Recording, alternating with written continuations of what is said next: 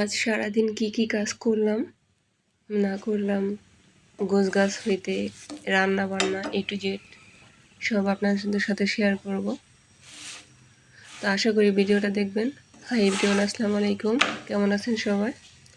আশা করি সবাই ভালো আছেন। তো আজকে আপনাদের জন্য নতুন একটা ব্লগ ভিডিও নিয়ে আসলাম। আশা করি ভিডিওটা ভালো লাগবে। স্ক্রিপ্ট না করে ফুল ভিডিওটা দেখবেন।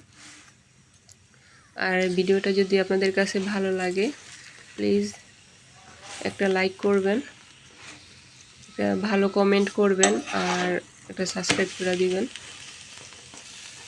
তো আজকে সকাল সকাল ঘুম থেকে উঠা, আজকে আর প্রতিদিনের মতো সিদ্ধ রুটি বানাই নেই,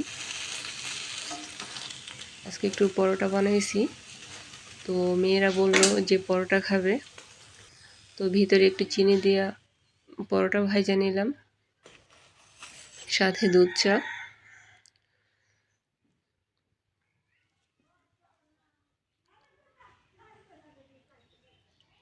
তো এদিকে আমার শাশুড়িকে দেওয়া হয়েছে, আমার মেয়ের আব্বুও খায়া তারপর ঘর থেকে বের হয়েছে। এরপর আমি খাইতে আসলাম। তারপর আবার ছোট মেয়ে মুক্তব থেকে আসবে, ও খাবে, তারপর যাবে। তো এর মাঝে আমার একটা মিস্টেক হয়ে গেছে, আমি চাতে চিনি দেই নাই। এখন যখন পরোটা চুবাইছি দেখি যে মা মিষ্টি নাই, পরে আবার চিনি মিক্সড করলাম। তো এই তো আমার ছোট মেয়ে চলে আসছে মুক্তব থেকে, ওকে দিলাম খাওয়ার জন্য।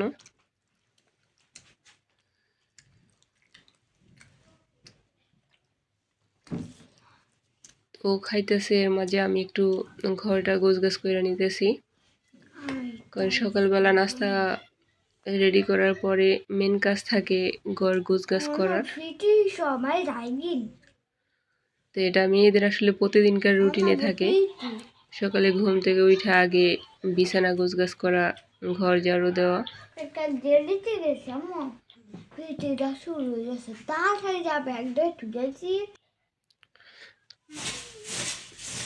এটা আমার বিছানাটা গোছানো শেষ। হ্যাঁ,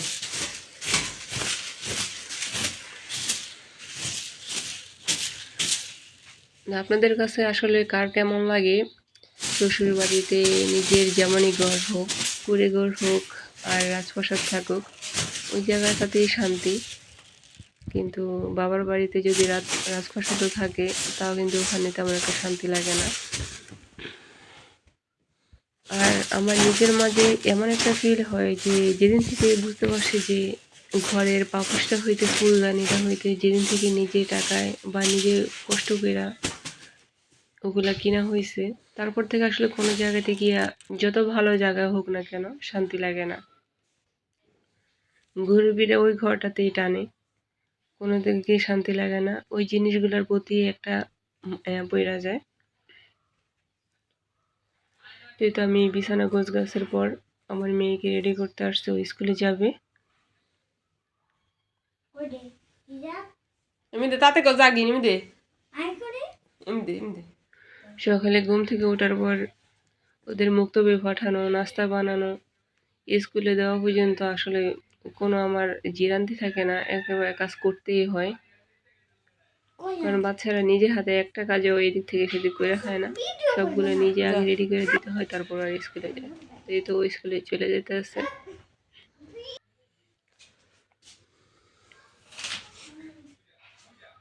এরপর আমি জানালাগুলো খুলে দিব ঘরের।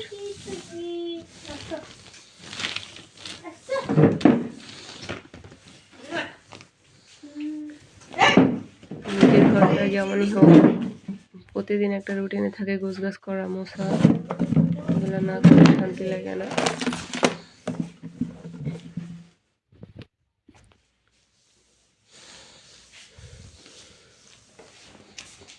তো আস্তে আস্তে সব কিছু আমি মুছে নিতেছি, কারণ প্রতিদিনকার ধুলাবালু এগুলো কিন্তু সব আসা ভইরা থাকে।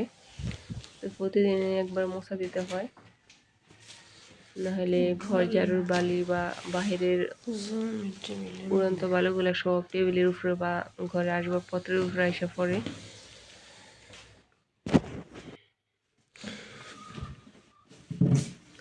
এই যে দেখেন আমার বড় মেয়ের কাজ, ওর কাজ ওই সকালে স্কুল যাইব, স্কুল থেকে আইসা আবার পড়ে থাকবো। এইদিকে দেখেন আমার বাবার বাড়িতে আমার কিছু জিনিসপত্র ছিল, ওয়ার্ড্রোব, সেলাই মেশিন, আরও কিছু টুকটাক কাপড় চোপড় ছিল। তো এই 2-3 দিন আসলে আমার ঘরে অনেকটাই কাজের চাপ ছিল বেশি, কারণ ওগুলো পাঠানোর পর একা একা, কারণ বড় মেয়ে ছিল স্কুলে, বাবুর আব্বু ছিল না বাসায়, তো নিজে একা একা সব কিছু ঠিক করতে হয়েছে। এই যে কিচেনে একটা র্যাক, তারপর ওয়ার্ড্রোব, মেশিন, কাপড় চোপড়, অনেক কিছুই ছিল ওখানে, তো ওগুলো পাঠাইছে। তো এগুলো এতদিন একা একা গোছগাছ করছি। আজকে 2-3 দিনে কিন্তু টুকটাক টুকটাক করে সব কিছু একা একা ঘর রান্না বান্নার পাশাপাশি গোছগাছগুলা সাইরা নিছি। আমার কিচেনে আগেও একটা র্যাক ছিল, তারপর আম্মু আবার এর একটা পাঠাইছে বাসা থেকে।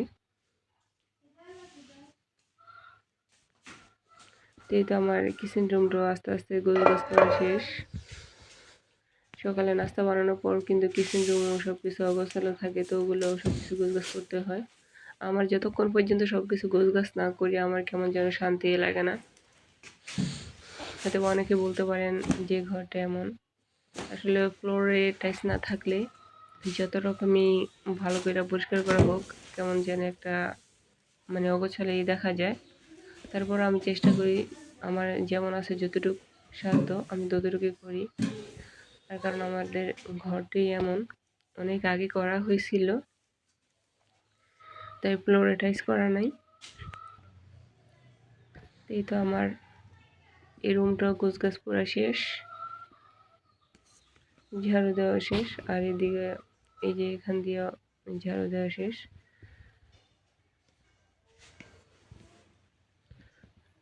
তারপর আমি উঠানটা ঝাড়ু দিব। তো এক এক করে আমি পুরো ঘরটাই গোছগাছ করলাম, ঝাড়ু দিলাম। মেয়েরাও স্কুল চলে গেছে। এরপর উঠান ঝাড়ু দেওয়ার পর বাকি কাজ হলো রান্না বান্না করা।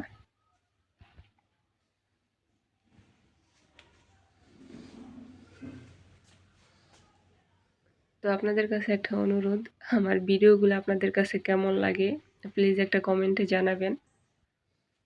আপনারা যখন একটা ভালো কমেন্ট করেন তখন আসলে নেক্সট টাইম আরেকটা ভিডিও করতে ভালো লাগে, যে কেউ একটা ভালো কমেন্ট করছে।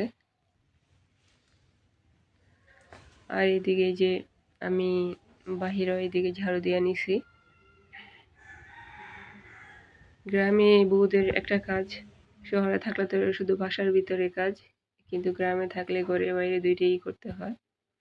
তো এই যে দেখেন আমার আগে একটা চুলা ছিল, 5-এর চুলা, বাজার থেকে আনছিলাম, বললাম তো ওইটাতে আগুন জ্বলে না, পরে নেক্সট টাইম ওইটা বাহিরে নিয়ে বসাইছি, তাও ওইটাতে সমস্যা দিছে। তো এই চুলাটা ওই যে বললাম আমার যা আমার বানাই দিছিল, তো আজকে 2-3 দিন ধরে এই চুলাটা ঠিক করছি। তো মাশাআল্লাহ চুলাটাতে কিন্তু ভালোই আগুন জ্বলে। তো আজকে ফার্স্ট টাইম রান্না করতে আসলাম। তো নতুন হিসেবে ফার্স্ট টাইম ভালোই, কিন্তু তেমন একটা ধোঁয়া হইতেছে না বা আগুনে জ্বালাইতেছে না, এটাই ভালো লাগতেছে।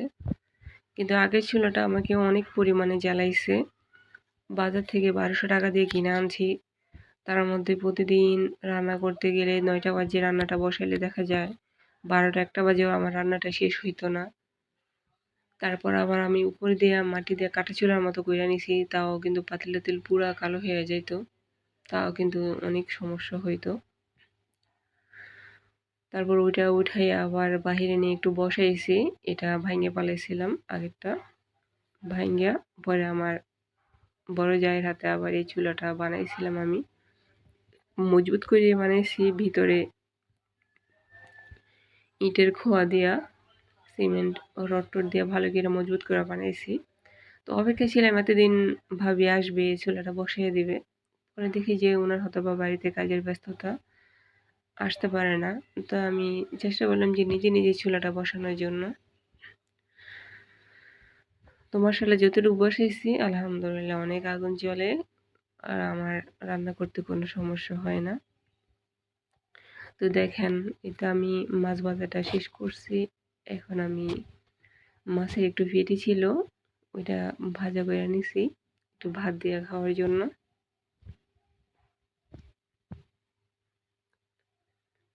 তো এরপর আমি তরকারিটা বসাই দিলাম।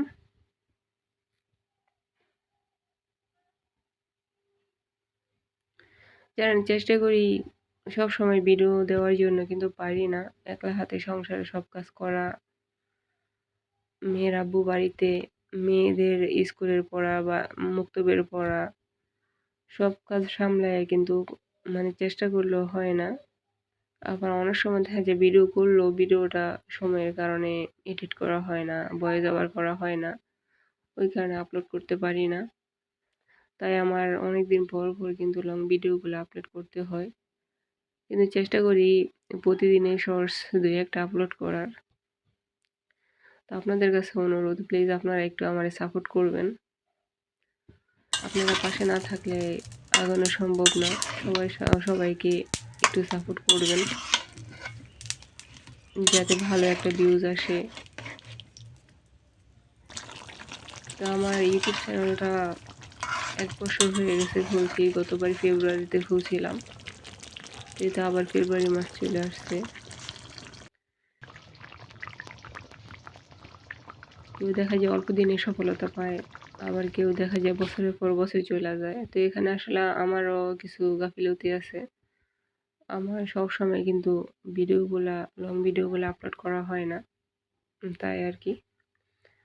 তো এই যে দেখেন, বিকালে আমি কালকে রাত্রে মোবাইলে দেখলাম যে চিতই পিঠা ভর্তা দিয়ে খাওয়া হয়। তখন থেকে কিন্তু অনেক মনে টানছিল একটু চিতই পিঠা বানাবো ভর্তা দিয়ে। তো আমি কিছু আতপ চাল ভিজিয়ে রেখে ওটা ব্লেন্ডার করছি, সাথে কিছু গরম ভাত দিছি আর 1 চামচ কর্নফ্লাওয়ার দিছি ব্লেন্ডার কইরা। আগে একটু শুটকির ভর্তা আর ধনিয়া পাতার ভর্তা বানিয়ে নিলাম। তো মাশাআল্লাহ, দেখেন এদিকে আমার চিতই পিঠাগুলা কিন্তু অনেক ফুলকো ফুলকো আর জালিদার হয়েছে।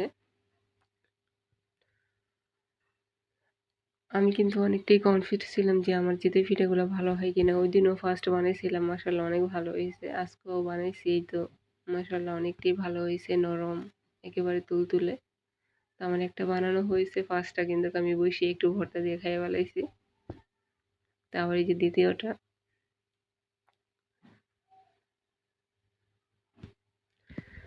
তো সবাই ভালো থাকবেন, সুস্থ থাকবেন। আল্লাহ হাফেজ, আসসালামু আলাইকুম।